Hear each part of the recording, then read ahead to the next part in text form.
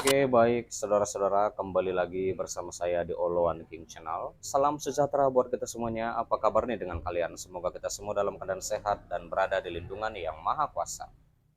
Di video kali ini, saudara-saudara, di sini kita dapat menyaksikan kembali pernyataan dari Mbak Novi Bule ya. Seperti apa pernyataannya, langsung saja kita saksikan. Artis yang selama ini dikenal songong, arogan, petantang, pententeng, sengak, belagu, akhirnya kesandung masalah lagi. Dimana beberapa tahun yang lalu dia sempat tidur nyenyak, mimpi indah di Hotel Prodeo. Sekarang kena sanksi pelanggaran kode etik. Syukurin woi, syukurin lu. Makanya jadi orang tuh jangan seenaknya, jangan songong, mikir gitu ya. Dengan adanya pelanggaran kode etik, berarti kita paham dong, secara etika nih orang minus banget. Karena ini untuk kesekian kali ya, dia mengalami masalah akibat ucapannya yang lost control gitu. Makanya ya kenapa Tuhan menaruh otak itu di kepala, biar manusia itu berpikir dulu baru bertindak. Jangan seenak jidatnya. Lu tuh wakil rakyat, mikir. Songong sih lu jadi orang, syukurin lu, syukurin. Artis yang kau jangan tinggal di Indonesia jika tidak mengakui Gibran sebagai wapres. Itulah yang disampaikan oleh Opung terkait adanya pihak-pihak yang meminta agar Wapres Gibran diganti. Menurut Opung, mereka yang meminta Wapres Gibran diganti adalah orang-orang yang tidak patuh kepada konstitusi, tidak taat kepada konstitusi.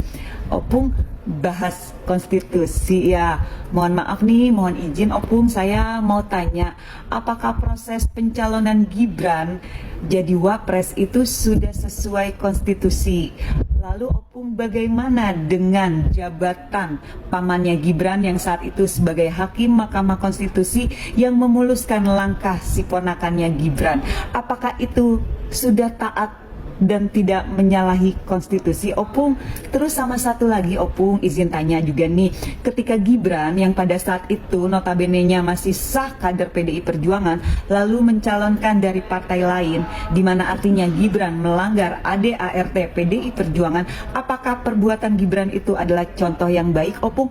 Apakah pengkhianatan, pelanggaran yang dilakukan oleh Gibran terhadap PDI Perjuangan itu adalah sesuatu yang benar Opung? Mohon izin Opung, tolong dijawab ya, atau lebih baik Opung aja yang jangan tinggal di Indonesia. Iya, ya baik Opung. saudara-saudara, itulah dia Satyam pernyataan Eva dari Mbak Jayate. Novi Bule. Seperti apa tanggapan kalian? Silahkan tinggalkan di kolom komentar ya. Sebentar, jangan di skip dulu. Di sini kita membahas tentang di mana jaksa KPK ke staf PDIP di sidang Hasto mengatakan, tolong istighfar dulu ya.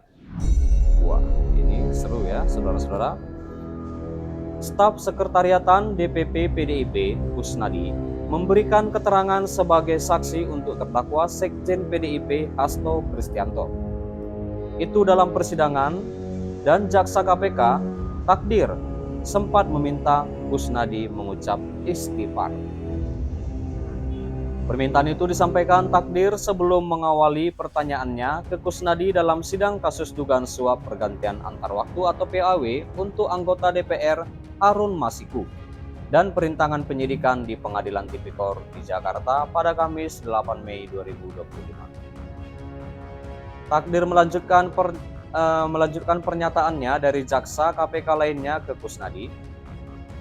Takdir melanjutkan pertanyaannya dari jaksa KPK. Takdir melanjutkan pertanyaannya dari jaksa KPK lainnya ke Kusnadi. Boleh saya minta tolong ke saksi? Tanya jaksa KPK Takdir ya. Siap, kata Kusnadi. Tolong istighfar dulu ya, kata jaksa. Istighfar, kata Kusnadi memastikan. Iya, kata Kusnadi. Kusnadi lalu mengikuti permintaan tersebut. Jaksa Takdir kemudian melanjutkan pertanyaannya ke Kusnadi. Astagfirullah, kata Kusnadi. Nah, KPK mendakwa Hasto merintangi penyidikan kasus dugaan suap dengan tersangka Harun Masiku, di mana Hasto disebut menghalangi KPK menangkap Harun Masiku yang jadi buron sejak 2020. Hasto disebut memerintahkan Harun Masiku merendam handphone agar agar tak terlacak KPK saat operasi tangkap tangan atau OTT pada 8 Januari 2020. Dan Hasto juga disebut memerintahkan Harun Masiku standby di kantor DPP PDIP agar tak terlacak oleh KPK. Perbuatan Hasto itu disebut membuat Harun Masiku bisa kabur. Harun Masiku pun masih menjadi buron KPK. Selain itu, Hasto didakwa menyuap mantan komisioner KPU Wahyu Setiawan.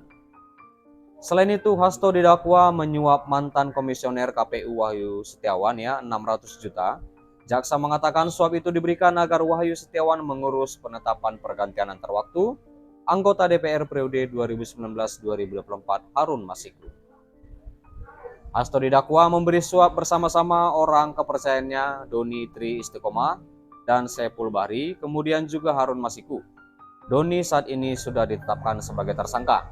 Lalu Saiful Bahri telah divonis bersalah dan Harun Masiku masih menjadi buron. Iya. Baik, saudara-saudara, sampai di situ dulu pertemuan kita, pembahasan kita, di mana kita juga sudah mendengarkan pernyataan dari Mbak Novi Bule. Seperti apa tanggapan kalian? Silahkan tinggalkan di kolom komentar. Dan juga kita sudah membahas tentang di mana dalam kasus persidangan Hasto yang terbaru ya, jaksa KPK ke staf PDIP di sidang Hasto mengatakan tolong istighfar dulu ya. Iya, dan terima kasih juga buat saudara-saudara yang sudah menonton, yang sudah support aku. Terima kasih. Jangan lupa di like, berikan komentar kalian di bawah, dan please share video ini dan subscribe dan nyalakan loncengnya. Terima kasih.